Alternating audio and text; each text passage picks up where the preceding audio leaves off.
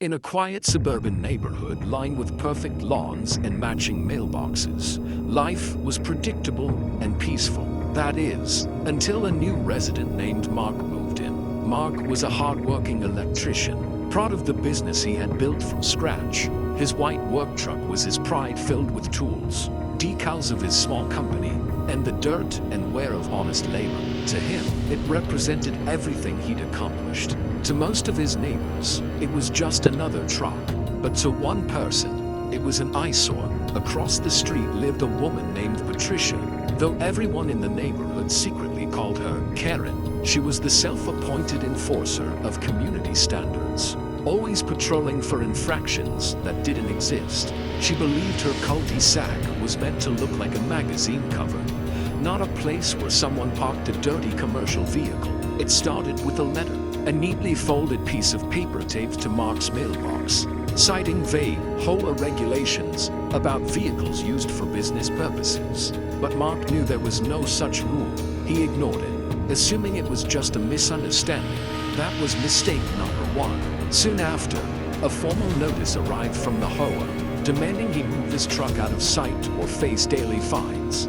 Someone had clearly filed a complaint, complete with photos, close-up shots of his license plate, the decals, even the ladder rack.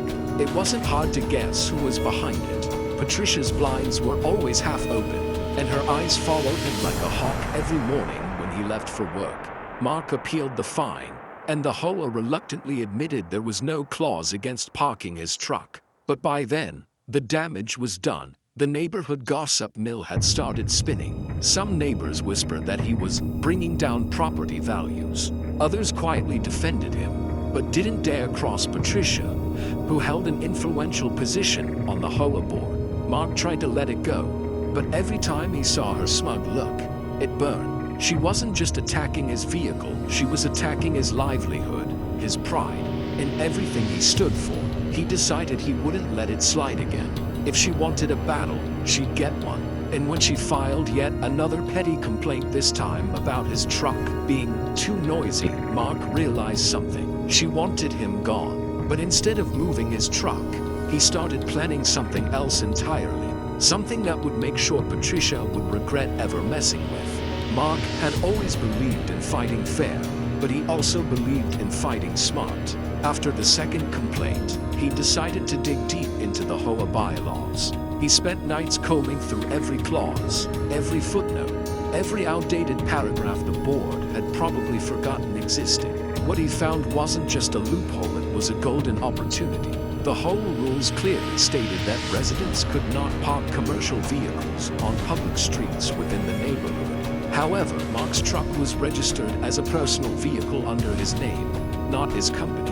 It was entirely legal to park it anywhere that didn't explicitly restrict street parking. Even better, there was no rule against parking on the public road in front of another resident's home. Patricia's driveway sat on a long stretch of curb, technically public property, and the city parking regulations allowed vehicles to remain there as long as they were moved every 72 hours. It was a small detail, but one that Mark could use to his advantage. That weekend, he cleaned his truck until it gleamed polished chrome, shining white paint, perfectly aligned decals.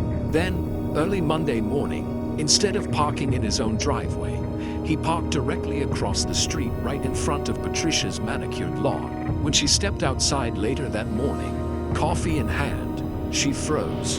Her perfect view of the street was now dominated by the very thing she hated most. The ugly work truck she had tried so hard to banish. Mark had parked it just close enough to her driveway to annoy her, but not close enough to break any rule. Within hours, she was fuming. The HOA received another complaint, this time multiple pages long, accusing Mark of intimidation, aesthetic vandalism, and targeted harassment. The board reviewed the situation, but their hands were tied. Everything Mark did was within the law.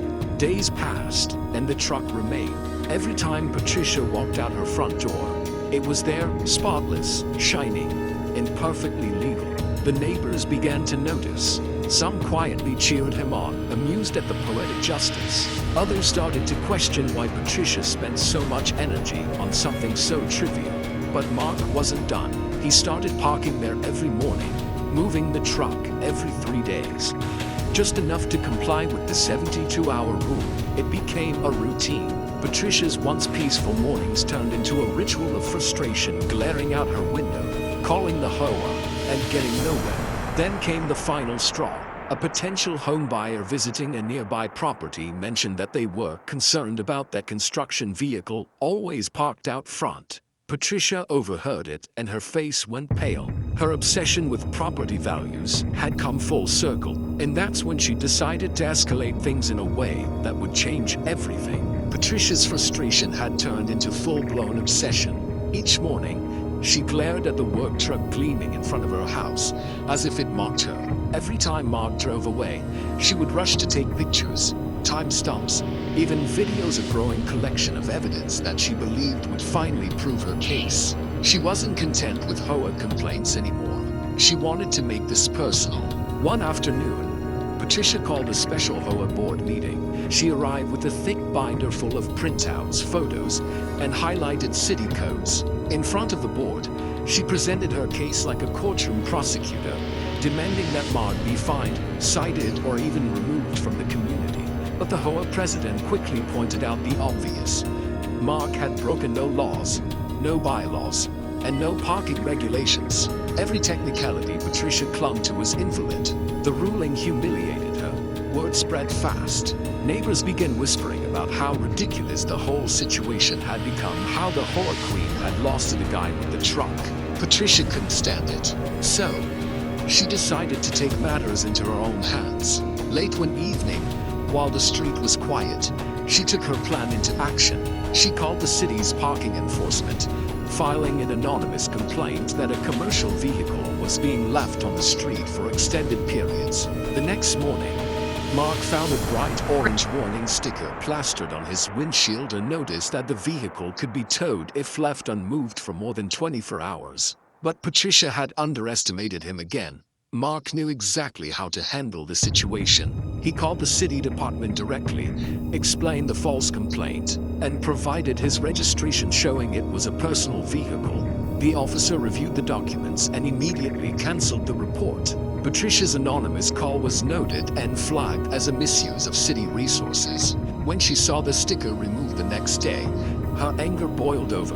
That evening, she stormed outside, pacing the sidewalk, muttering under her breath as neighbors pretended not to stare.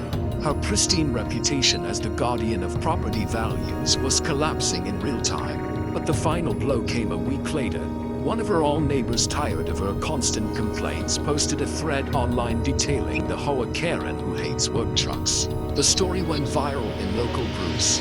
Before long, people from surrounding towns were driving by just to see the infamous truck lady. Mark didn't even have to lift a finger.